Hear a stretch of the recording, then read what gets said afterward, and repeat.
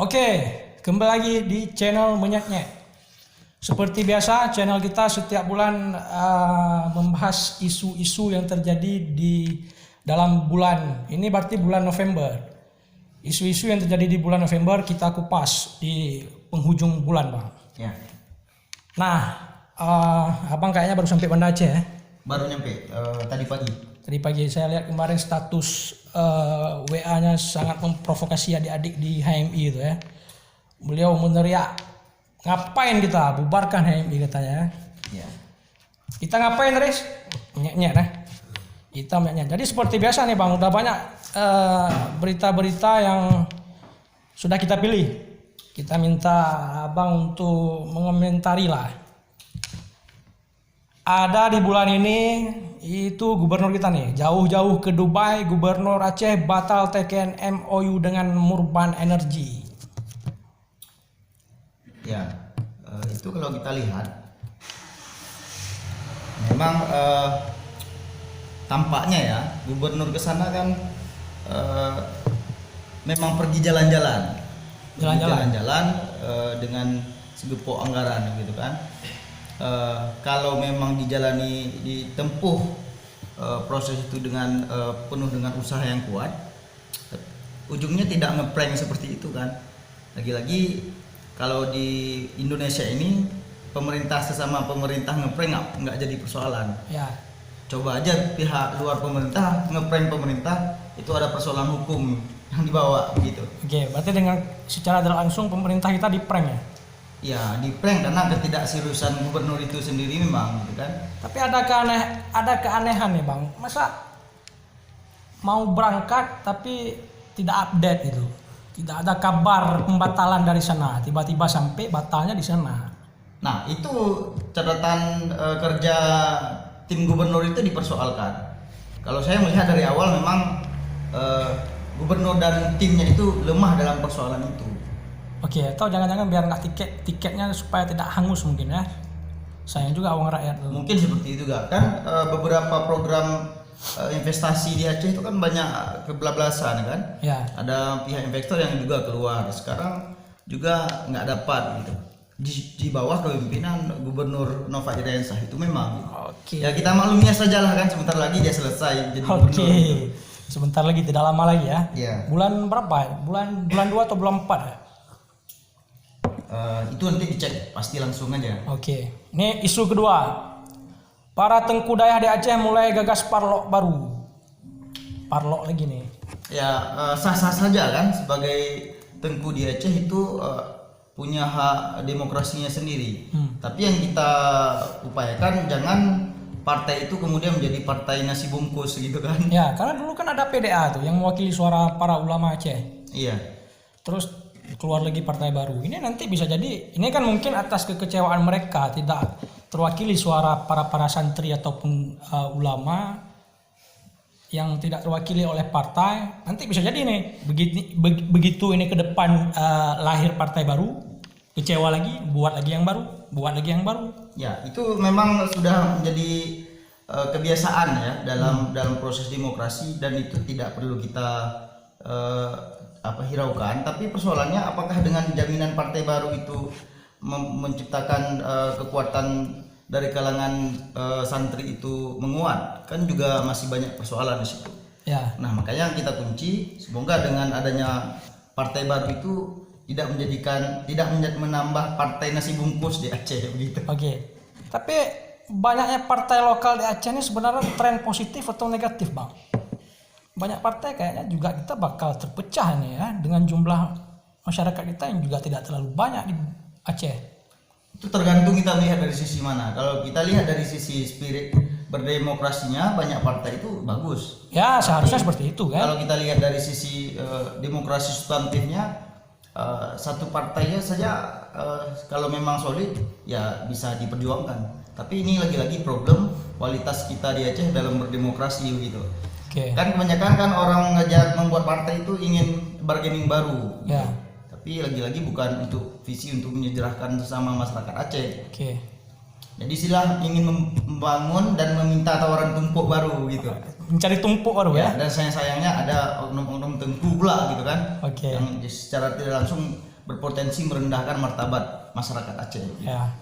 Oke, kita masuk ke isu ketiga. Oh, ini yang panas kemarin nih. PNS di Aceh tega gugat ibu dan adiknya ke pengadilan demi harta warisan.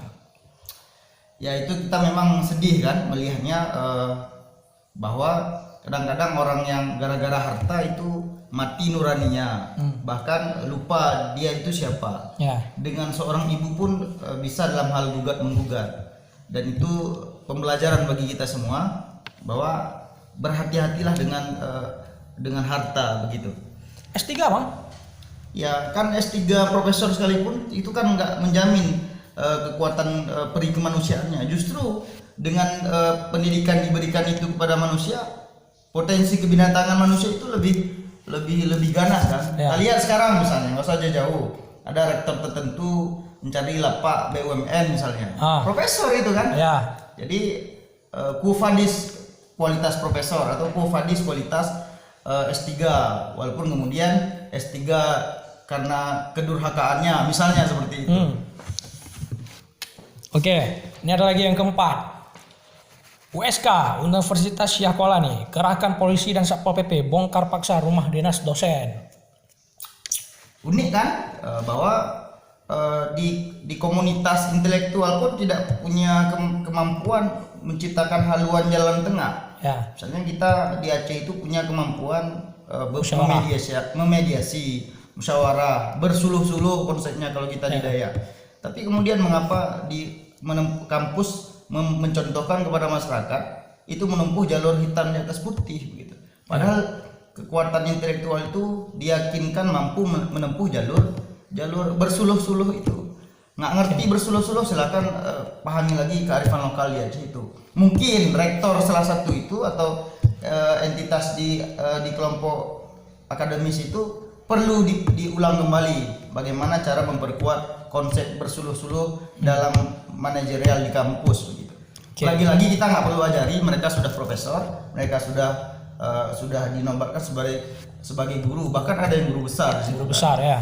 Masa persoalan-persoalan itu persoalan paksa memaksa, aneh sekali memang. Ya. Itu catatan buruk bagi pendidikan di Aceh.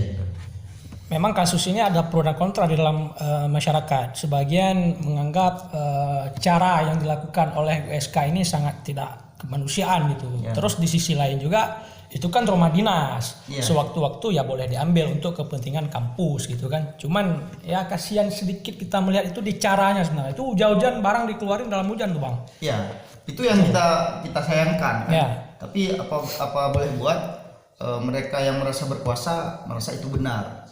Padahal yang kalau kita lihat dari sisi jalan tengahnya bukan persoalan siapa yang salah siapa yang tidak benar. salah, Oke. tapi tergantung lagi caranya itu loh. Ya, di Masa caranya tadi ya. level komunitas perguruan tinggi atau entitas perguruan tinggi seperti itu caranya sungguh memalukan begitu. Oke, isu selanjutnya nih. Setiap 18 jam 45 menit satu anak di Aceh jadi korban kekerasan seksual. Nah, itu terjadi di bumi Serambi Mekah kan. Di tempat terlaksana hukum syariat Islam ya. Ya, lagi-lagi ini PR bagi pemangku kekuasaan, PR bagi masyarakat, PR juga bagi kita yang muda-muda ini bagaimana praktik jahanam itu direndahkan. Ya. Kalau itu masih meninggi, maka evaluasi syariat Islam kita di Aceh itu harus semakin gencar. Ya. Jangan cenderung formalitas syariat Islam tapi substansi syariat Islam itu tidak tersentuh. Oke. Intinya ini kan masa depan anak-anak Aceh ke depan. Ya. Di masa kecil mereka itu diintervensi, dibayangi dengan hantu pelecehan seksual. Kemudian bagaimana kondisi dia bertumbuh dan besar kemudian hari begitu. Oke. Ini catatan pelajaran bagi kita semua. Untuk kita Terutama semua. itu harus dituntaskan oleh pemangku kekuasaan gitu. Ya, ya. Ya, Wali Nanggro pun harus giat nih dalam. Jangankan ke situ misalnya. Kemarin itu yang ribut-ribut pejabat-pejabat provinsi Aceh itu yang katanya terciduk itu kan bebas juga kan. Ya. Saya nggak katakan itu pegawai Kementerian Agama Provinsi Aceh begitu ya. Yang di Kemenak ya. Ya. Anggap saja itu hoax. Tapi Kita kan ya. omong kosong kita di sini. Memang mereka sudah ngomong memang dibebaskan karena alasannya tidak cukup alat bukti katanya, tidak cukup alat bukti ya. Cuma kita cuma hamba lain ini kan nggak bisa berbuat apa-apa. Kita cuma hamba lain yang bisa menyet-nyet ya. Ya, yang cuma bisa menyet-nyet walaupun itu adalah obat gitu. Ya, itu dia. Terus ada lagi nih, keluarga Duafa tinggal di tenda viral di medsos. Bupati Rocky ini di Aceh Timur ya, sudah direlokasi ke rumah layak huni. Ya. Itu lagi-lagi kan bukan kinerja pemerintah. Itu menandakan pemerintah Aceh khususnya, apakah itu provinsi ataupun kabupaten kota, sudah diviralkan baru bertindak gitu. Ya, itu dia. Jadi dipertanyakan lagi kinerja pemerintah daerah atau provinsi itu dalam memitigasi kenyataan yang seperti itu, dipertanyakan kembali begitu. Sudah viral baru ditindaklanjut. Dari dulu kemana gitu kan? Ngapain aja di pemerintah itu kan gitu dia. Ya, lucu sekali kalau di tingkat kampung itu gecik saja tidak tahu keberadaan masyarakatnya. Mungkin bukan tidak tahu gitu kan, karena nggak melihat yang kejadian-kejadian seperti itu.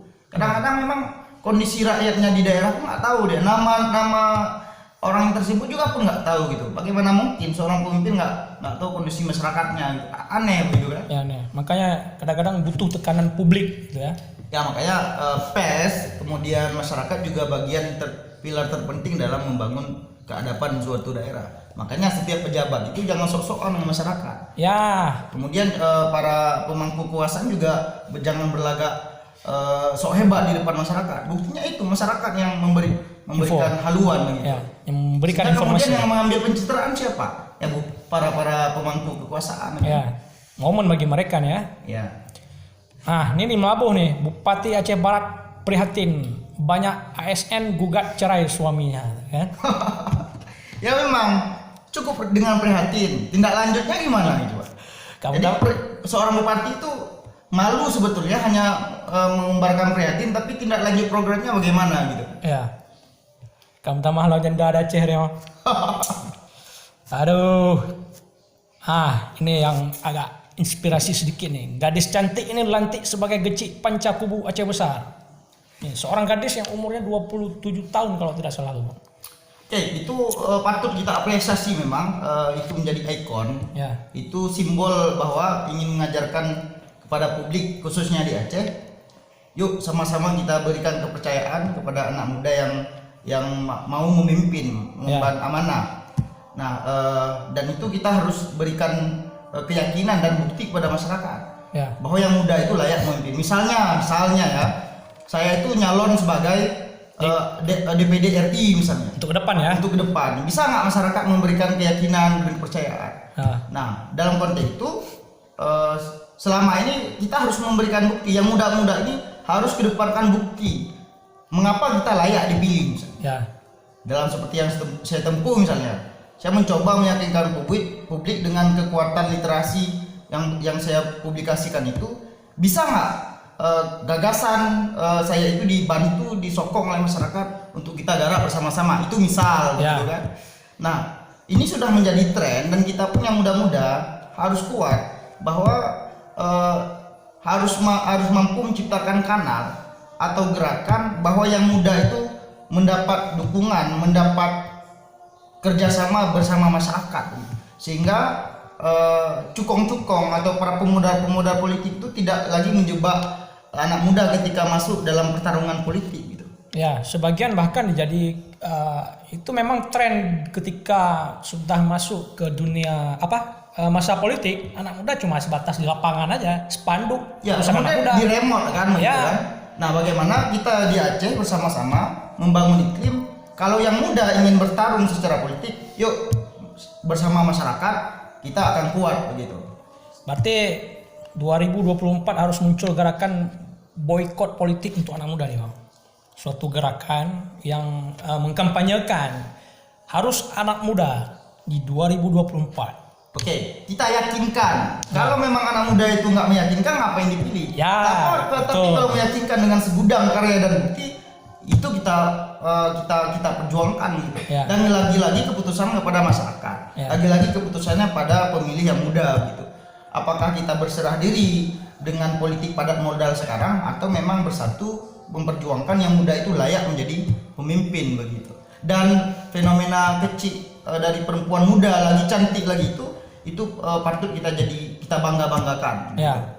Dan kita support itu agar tidak diculik di tengah jalan, agar tidak masuk penumpang gelap gitu kan. Kan biasanya politisi muda atau yang muda menjabat banyak penumpang gelap sehingga dia tidak menjadi pemimpin yang kuat begitu. Tapi luar biasa juga tuh cewek jadi geci. Karena kan politik di kampung itu lebih kejam daripada politik di kota, Bang. Mungkin Ya. Abang di kampung pun merasakan itu gimana antusiasnya masyarakat ketika ada sedikit kesalahan mengenai dengan anggaran desa, mengenai dengan ini itu parang, Bang. Kalau di kampung parang mainnya. Kalau kita di sini masih spanduk, ya kan? Dan kalau kita yang muda itu nggak akan gentar kalau kita melihat. Ya. Semakin ditantang, semakin memediasi, semakin menyambut begitu. Betul. Selama tidak berbuat salah ya ngapain harus takut itu ya? Intinya dukungan dan jangan bermain liar yang muda itu kan. Oke. Nah, ini kita masuk ke isu nasional. Tadi isu Aceh sudah ya. Isu nasional itu yang pertama. Ini hasil yang kita pilih nih, Bang. Anjing-anjing di Mandalika mati diracun. Sherina Munaf belum speak up. Nah, ini kayaknya karena dia kemarin sangat keras bersuara di Aceh ya. Ya sebetulnya nggak perlu direspon kan. Kita aja yang terlalu sibuk ketika dia itu heboh. Ya. Padahal dia tidak fair. Ya. Nah, Hari ini baru terbukti dia tidak fair. Tidak fair. Ngapain direspon gitu? Ya. Anggap aja angin lalu gitu kan. Ya. Terus ada lagi nih, Ormas Pemuda Pancasila demo rusuh hingga keroyok polisi. Komisi 3 penjarakan. Ya kan? Lucu nih, Bang. Yang satu kan Ormas Pemuda Pancasila yang seharusnya mereka menonjolkan nilai-nilai daripada Pancasila itu sendiri. Ya, polisi juga penegak hukum yang menjaga hukum daripada Pancasila. Bentrok. Ya kan? Lucu nih. Dan tadi komisi dari DPR ngomong kan. Ya. Coba kita tanya, dia suruh penjarakan. Bagaimana orang yang teriak Pancasila tapi kebijakannya nggak Pancasilais? Ya. Itu bisa nggak dipenjarakan? Oke. Atau yang bicara saya Pancasila, saya Indonesia, bisa nggak dipenjarakan kalau prakteknya itu tidak Pancasilais? Korupsi mungkin salah satu. Nah, salah satunya seperti itu. Ya. Artinya apa? Kita ini semakin hari semakin banyak memanipulasi Pancasila itu sendiri. Oke. Termasuk anggota dewan. Misalnya, ini kan multitafsir, sedang heboh multitafsir Omnibus Law misalnya putusan MK. Ya. Itu dari awalnya sudah terlihat bahwa semenjak Omnibus Law itu muncul, pengkhianatan dari DPR juga muncul. Ya. Apakah itu bukan bagian dari pengkhianatan Pancasila? Ya. Artinya kita sedang merayakan manipulasi Pancasila itu sendiri. Jika tidak percaya, lihatlah praktek anggota DPR dalam perumusan prolegnas misalnya. Apa-apa saja yang diusulkan, apa-apa saja yang penting tapi tidak diusulkan begitu. Jadi ketika kita teriak Pancasila, sikap kita, kebijakan kita, pikiran kita pun harus berlandaskan pada Pancasila gitu ya. Ya seharusnya, tapi Oke. kalau kita lihat yang merasa yang sering-sering berteriak Pancasila justru itu yang tidak Pancasila. Ya. Misalnya satu OKP misalnya, itu kan teriak-teriak Pancasila tapi kerjanya mukul-mukul gitu kan. Ya. Saya nggak nuduh OKP di bidang yang lagi viral itu kan, Ya. tapi itu salah satu perenungan yang harus kita kaji bersama gitu. Karena itulah ketika kita masuk ke organisasi jangan semata-mata hanya tren saja kita harus Iya. berorganisasi, tapi harus kita maknai apa itu organisasi itu, arahnya apa, kegiatannya apa, itu sebenarnya. Dan harus jelas juga mana oknum dan mana yang bukan. Ya, gitu kan. jangan sampai ikut-ikutan lah kan. Ya. Terus ada lagi nih, Nadiem ungkap 80% lulusan tak bekerja sesuai prodi. Ya, kalau hanya kemampuan mengungkap, LSM atau organisasi civil society pun bisa. Sekarang pertanyaannya, Pak Nadiem itu prestasinya apa sekarang, gitu kan? Oke. Kalau hanya mengungkapkan itu, yang lain juga bisa. Nah, pun itu jangan pula perguruan tinggi itu karena temuan seperti itu dijadikan perguruan tinggi sebagai pemasok pekerja. Bukan gitu. Jadi silakan kembalikan perguruan tinggi itu sebagai tempat aktor mensejahterakan orang banyak, Oke. bukan semata-mata untuk diorbitkan untuk menjadi pekerja.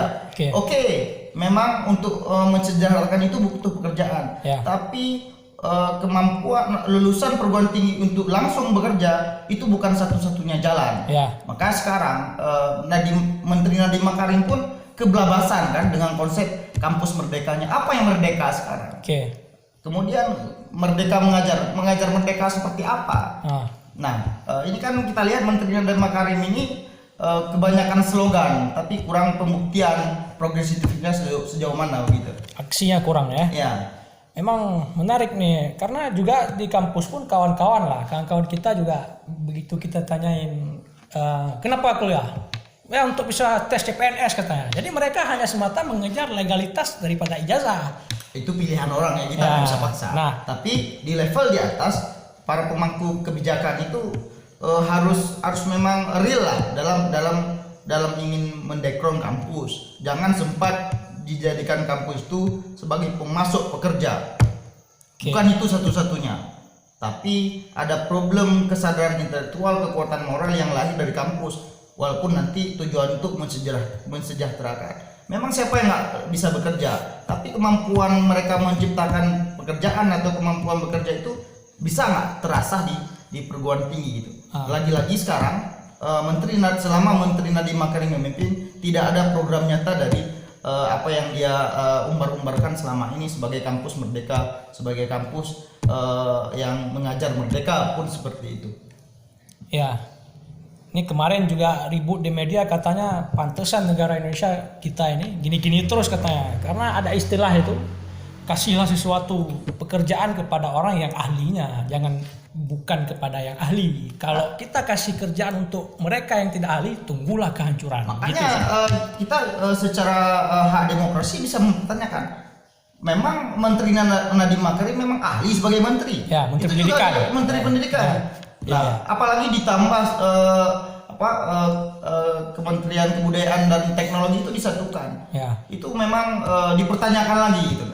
Oh, kita salah mempertanyakan itu. Nah, inilah problem nanti bagaimana buzzer merespon kan begitu deh. Ya. Jokowi soal digugat Uni Eropa ke WTO, kami lawan dengan cara apapun. Ya, akhirnya presiden kita muncul dengan ketegasannya nih Bang. Katanya gitu. Ya, sepertinya. Dan kita berharap seperti itu. Kita positive thinking kepada Bapak Presiden, di lingkarannya itu orang-orang baik, Ya. orang-orang menyokong dia. Presiden itu kita anggap dia pemegang kekuasaan utuh, tidak diganggu oleh pembisik-pembisiknya. Dan pada akhirnya kita berharap jangan kekuatan melawan itu berubah menjadi melawan tapi bohong. Oke, melawan tapi bohong ya. Iya. Jadi kita menunggu endingnya ya. Iya. Karena ini niat baik dari presiden dan katanya kalau memang mau nikel Indonesia silahkan kalian datang ke sini bangun pabrik karena kami sedang gencar untuk memberi lapangan pekerjaan untuk rakyat. Lagi-lagi di Indonesia ini niat baik saja nggak cukup kan? Ya. Terus ada lagi nih, soal dugaan bisnis PCR, Luhut. Saya sudah ngerjain, sudah nyumbang, dibully lagi gitu. Ya itu dibully itu memang sebuah tren sekarang di media sosial ya. Ya, dan pejabat harus sabar ya. Ya, yang lebih uniknya adalah kalau memang nggak mau dibully, diajak mediasi pun harus hadir lah kan. Oh, ini diajak mediasi pun nggak hadir. Ya. Seperti kasus Haris beliau Azhar. dengan Haris Azhar misalnya. Ya. Jadi memang aneh-aneh gitu kan. Tapi kita nggak boleh menyalahkan penguasa. Ya. Itu kita dilaporkan. Gitu. Oke. Ya, ini kayak aneh orang abang nih. Dilaporkan ke MKD oleh Ormas karena lampaui kewenangan. Dedi Mulyadi, saya bertindak sebagai warga katanya. Ya, memang itu bagian dari liku-liku politisi ya. Pada satu sisi dia sebagai posisi warga, ya boleh-boleh saja dia berperilaku seperti seharusnya warga. Ya. Tapi yang harus kita dorong lagi, dia berposisi sebagai anggota DPR RI itu sudah menuntaskan kewajibannya enggak? Ya. Baik di dalam parlemen maupun dalam tupoksi dia sebagai di dapilnya gitu. Ya. Jadi jangan diputarbalikkan fakta bahwa dia warga dan sekaligus anggota dewan, kemudian dia berperilaku tanggung jawab sebagai warga, is okay, jadi mantap. Tapi ketika dia berperilaku sebagai anggota DPR, perilaku dia di DPR itu bagaimana? Kita harus juga berimbang dong gitu. Jangan kapasitas dia sebagai anggota DPR RI, kemudian dia ucapkan prestasi sebagai warga. Itu oke, memang dia seperti itu. Ya. Tapi pertanyakan di DPR itu dia ngapain gitu, di fraksinya dia ngapain, di parpol dia ngapain gitu, dengan petinggi parpol dia ngapain gitu kan. Jadi secara tidak langsung ketika dia memungut sampah di pasar itu kita apresiasi. Itu kita apresiasi. Sebagai warga negara dan seorang pejabat sebagai warga kampung gitu kan. Masih mau turun gitu ya, seorang pejabat masih mau turun, tapi ketika duduk di parlemen juga harus giat di dalam melahirkan sebuah kebijakan gitu ya. Ya malum, itu liku-liku pencitraan di negeri itu memang biasa gitu. Oke. Terus ada lagi, dana APBD mengendap di bank, Presiden tegur pemerintah daerah. Nah ini kalau kita lihat kayak situasi Aceh hari ini yang gencar mencari investor dari luar, rupanya dana kita APBD justru tidak dipakai. Ya ini lagi-lagi kan Presiden jangan cuma bisa negur. Tindak lanjutnya bagaimana? Bisa nggak dipecat aja itu yang pelaku yang mengendapkan uang di bank itu. Oke. Tapi lagi-lagi nggak ada yang dipecat. Gitu. Oke. Atau perlu tantang itu presiden, usut itu pecat orangnya langsung, kan banyak pengganti gitu. Atau perlu sosialisasi cara menggunakan anggaran yang baik dan benar. Mereka ya? Itu sudah banyak sosialisasi, tapi ketegasan dari pimpinan itu yang perlu. Tapi memakai dana APBD aja sampai hari ini mereka tidak memakainya, Bang. Makanya ketegasan seorang pemimpin itu harus ada konsep reward and punishment, kan begitu dia. Oke. Lagi-lagi Pak Presiden, yuk tegaslah, jangan cuman kasih teguran aja gitu. Karena semakin ditegur akan semakin menjadi itu ciri khas orang Indonesia kan. Apalagi orang Aceh, semakin ditegur semakin menjadi dia kan. Butuh perhatian ya. Butuh perhatian gitu. Padahal kurang apa lagi perhatian kita kepada pejabat-pejabat ini. Setiap hari kita menyet-nyet ya. Ya, pesangonnya dapat, fasilitas dapat gitu kan. Nggak becus ya, pecat aja, nggak masalah gitu. Ya. Karena nggak lawan dengan teguran aja kan gitu deh. Oke. Isu selanjutnya, Nadiem Makarim sebut kasus kekerasan seksual di kampus sudah pandemi ini, Bang. Ya, itu kan fenomena gunung es ya kan. Lagi-lagi apa solusinya dari Menteri Nadiem Makarim gitu kan. Jadi bukan hanya mengumbarkan masalah gitu. Prestasinya bagaimana? Ada nggak pelaku-pelaku di kampus itu ditangkap? Jangan hanya di kampus, di pejabat juga banyak misalnya kan. Ya. Itu bisa nggak ada yang pejabat cabul jadi bupati misalnya kan? Yang viral itu, kenapa nggak ditindaklanjuti? Lagi-lagi tong kosong nyaring bunyinya kalau Menteri Nadiem Makarim seperti itu gitu. Kayak pejabat begitu sudah ditangkap bebas gitu ya, walaupun tidak cukup alat bukti, kita tidak tahu ya. Oke. Jaksa Agung klaim masyarakat ingin ada hukuman mati koruptor. Ya, lagi-lagi memang itu harapan. Kenyataannya kan terbalik gitu. Ya. Kita tantang misalnya di era kepemimpinan Pak Jokowi ini, bisa nggak atau DPR bisa nggak mengusulkan sebuah hukuman mati bagi para koruptor? Yang ada bukan hukuman mati, tapi pemotongan masa tahanan koruptor gitu. Yeah. Jangan kita bully koruptor itu, nanti dipotong lagi masa tahanan. Semakin banyak bully, ya, jadi semakin dipangkas. Koruptor itu harus kita puji-puji, harus kita hormati, harus kita dorong. Yuk silakan korupsi aja gitu kan. Ayo korupsi gitu ya. Oke. Nih 31.624 PNS ketahuan dapat bansos Kemensos. Nah kan lagi-lagi nih. Ya memang jiwa-jiwa ingin mendapat bansos itu tinggi di kalangan internal pemerintah kan. Itu baru bansos. Belum lagi bicara fee di internal kan. Oke. Ke pihak kemitraan itu harus dapat, di dalam juga harus dapat. Bisa nggak Kemensos usut itu pejabat-pejabatnya dalam melaksanakan program agar tidak ada mazhab Hanafi kalau bahasa di Aceh itu tidak mendapat fee. Lagi-lagi fee itulah budaya dari birokrasi di Indonesia. Nggak percaya, cross check aja di dalam, walaupun susah dibuktikan secara hitam dan putih kan gitu dia. Ya, karena menarik nih, begitu yang gubernur kita dulu Irwandi Yusuf naik, dia kan langsung menyuarakan mazhab Hanafi. Katanya, praktiknya kita kan kurang tahu juga. Kita kan orang awam gitu. Ya. Pemuda kampung. Instruksi Jenderal Dudung agar KKB Papua dirangkul bukan diperangi. Ya, makanya kita dengan kalimat itu kita apresiasi. Tapi dengan kenyataannya nanti jangan sempat kalimat itu menjadikan jenderal itu seperti burung beo kan. Kalau ngomong beo pun bisa gitu. Ya. Tapi coba dieksekusi gitu kan. Betul-betul diterapkan ya. Ya, tapi kita nggak tahu lah. Beliau itu jenderal, kita bukan siapa-siapa gitu. Oke, tapi setidaknya ada sesuatu yang baik ya, metode yang baik yang dihasilkan. Bukan metode, itu masih argumentasi dalam bentuk harapan. Ada niat lah. Ada niat. Lagi-lagi di Indonesia itu niat saja nggak cukup untuk berbenah kan gitu dia. Jangan sempat jenderal itu jadi seperti burung beo, ngomong aja yang bisa, prakteknya susah gitu kan. Oke. MK minta Undang-Undang Cipta Kerja direvisi, bukti buruknya proses pembuatan undang-undang. Makanya saya bilang dari awal, dari waktu dibuat saja sudah dimulai sistem kebut-kebutan gitu kan. Pengkhianatan sudah terlihat. Jadi endingnya tetap seperti itu. Dan lagi-lagi kalau kita lihat tren pemerintah sekarang itu akan mulus-mulus saja. Belum lagi para buzzer penguasa ikut andil gitu. Di era poster itu biasa itu pernik aja. Sesuatu yang secara terburu-buru itu memang tidak baik, Bang ya. Ya. Ini buktinya, ini undang-undang nih. Susah kalau kita mau ubah lagi itu kan susah, butuh proses dan lobby yang panjang ya. Ya, Erick Thohir minta toilet SPBU gratis. Netizen singgung tukang parkir di ATM. Tarik 50.000 menjadi 48.000 ya. Oh ya, ada dipotong 2.000 untuk tukang parkir. Iya. Intinya Erick Thohir itu kan sedang menampakkan dirinya itu berakhlak gitu kan. Jadi semuanya itu harus berakhlak gitu. Walaupun kinerja BUMN itu bertolak belakang dengan akhlak gitu kan. Seperti Garuda misalnya kan, sedang hidup segan mati tak mau kan. Oke. Padahal rakyat Aceh perjuangannya dulu kan luar biasa tuh Bang. Belum lagi bicara ada pegiat-pegiat ekonomi syariahnya katanya itu ingin digembar-gemborkan gitu. Kita dukung, semoga memang Erick Thohir dan kawan-kawan jajarannya itu memang berakhlak gitu. Ya. Berakhlak ada arti jangan ngomong di depan lain, perbuatan di belakang lain gitu. Oke.